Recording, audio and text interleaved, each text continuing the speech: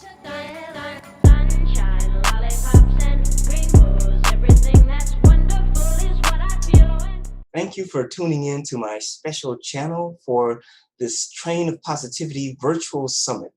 My name is Shawn Hitchcock, and I am a professor of chemistry in the Department of Chemistry at Illinois State University.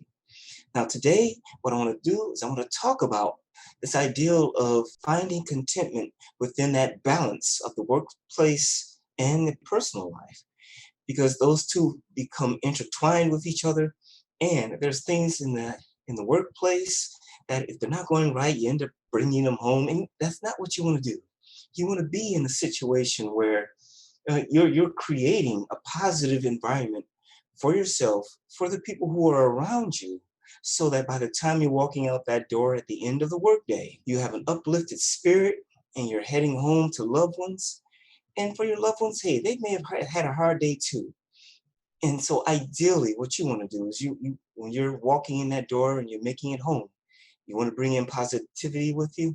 You want to bring in that happiness, because these are the people that you're working for. And so the main topic that I want to really hit on is this ideal of trying to find contentment when in the workplace, especially if that workplace is a competitive environment.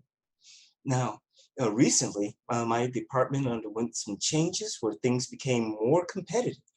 And so I was kind of like in the middle of the pack of this group of 20 faculty members. And I felt as though, well, my productivity is not as high as Professor so and so. It's a little bit better than the others. But ultimately, I felt that my productivity was not at what it could have been.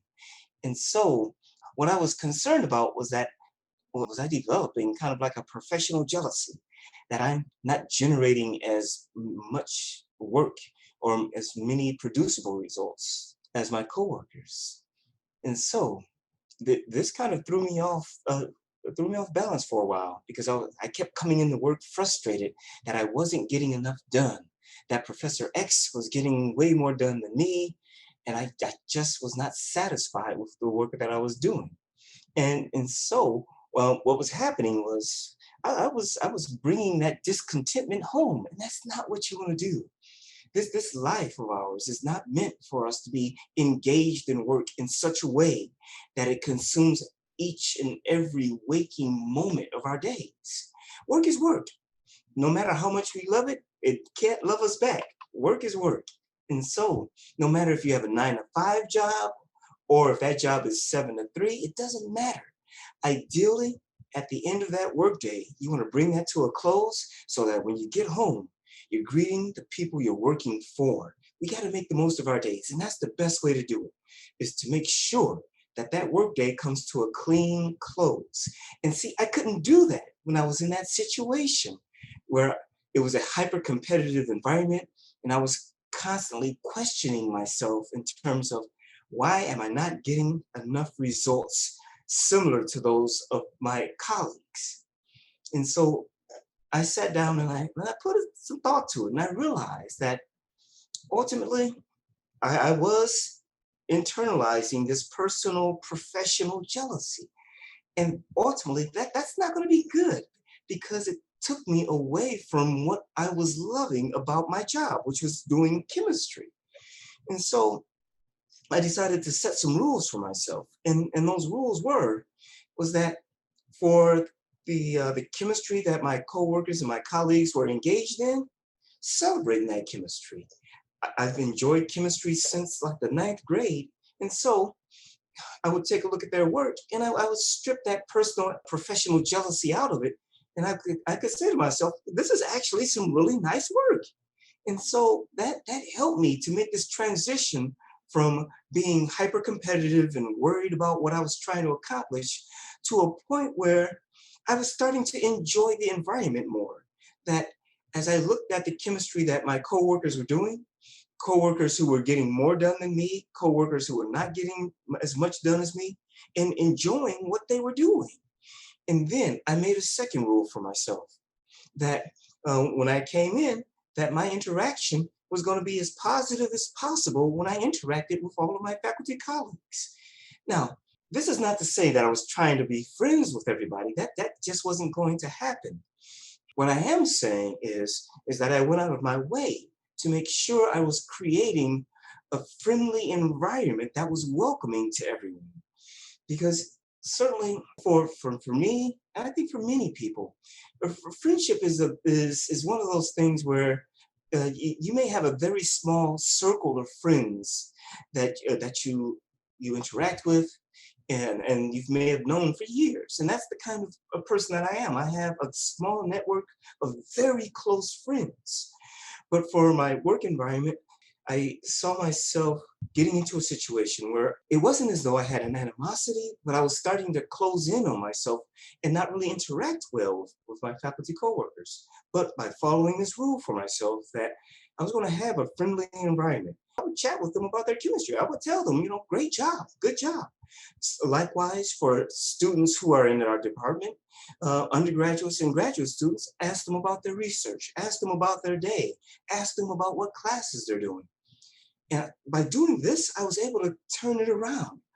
I started leaving work with a far more positive mode of thinking that by the time I got home, I wasn't taking this hyper competitiveness with me. I wasn't sad when I got home. I was more charged up because I saw the impact that I had in terms of reaching out and complimenting people, enjoying looking at their chemistry, interacting more, being more positive, led to a more fruitful day.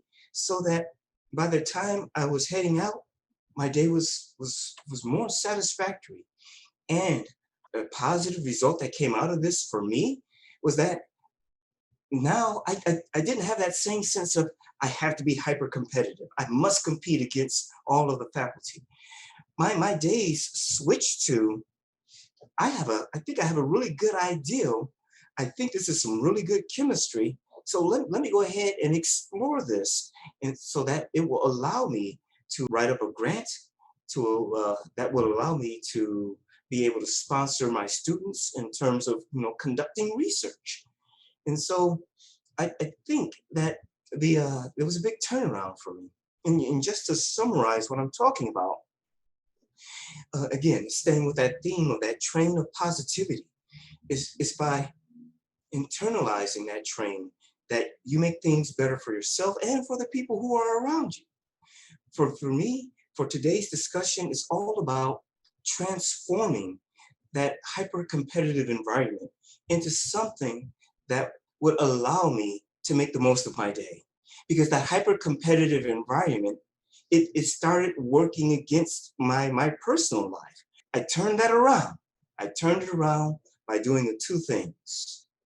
Number one, looking at it from the context of trying not to be hyper competitive, but appreciating the talents, the skills, the efforts that the people around me in my workplace was making. And again, that whole ideal of you're not trying to become everyone's friend, but you're trying to create a friendly, welcoming environment that lets people know that they can safely interact with you, they can feel comfortable around you, and that you're being supportive. And I cannot speak enough on this whole ideal of being supportive of others. It really helps you, it helps them, it helps everybody. People want to hear, good job. It does so much. That random compliment, you never know what that does for a person. Now, the other thing that was important for me in terms of this transformation was telling myself that you've created this positive environment. Now, for yourself, go ahead and exploit your talents. Allow yourself to breathe and create these ideals that you fell in love with in the first place. The reason that I love my job is because all those years ago, back in the ninth grade, chemistry was my thing. And so now I feel that passion surging back in me again. So that I feel like I'm heading towards this positive accomplishment of I can have a good work day. I can do a 9 to 5. I can do a 9 to 7. And when I walk out of that door, I can feel good about what I've done that day. I've probably given out a whole bunch of compliments, sincere compliments to people, to faculty, to students, to coworkers, the staff. And every now and then I actually buy some small gifts. And then in conjunction with that, finding that happiness that's inside of me that allows me to be creative with these ideals. And so I'm hoping that the message that I've shared with you of finding contentment within that workplace and avoiding the hyper competitiveness that saps your creative energies, finding that contentment that allows you to have the best, most productive day, that allows you to accomplish your goals at work and then to go home to your family, to your loved ones. Because in the end, we all want to have the best possible lives we can. And when it comes down to it, it's being with the ones that you love. You're making the best of the seconds, the minutes, and the hours with the people you love. All right, folks, that's my message. Thank you for allowing me to spread the gospel of managing the work life and the personal life in this brief time that we've shared together. I wish you all the absolute best, and no matter what directions you go, no matter what journeys life take you on to, you can take what you've heard today, put your own spin on it. But the whole ideal is you have to find that balance that allows you to have contentment in the day at work and contentment at home with the people you love. Thank you for everything. Have yourselves a good one. Thank you for joining us for the 2021 Train of Positivity Virtual Summit. If you have enjoyed this positive message, please feel free to like, comment, and subscribe.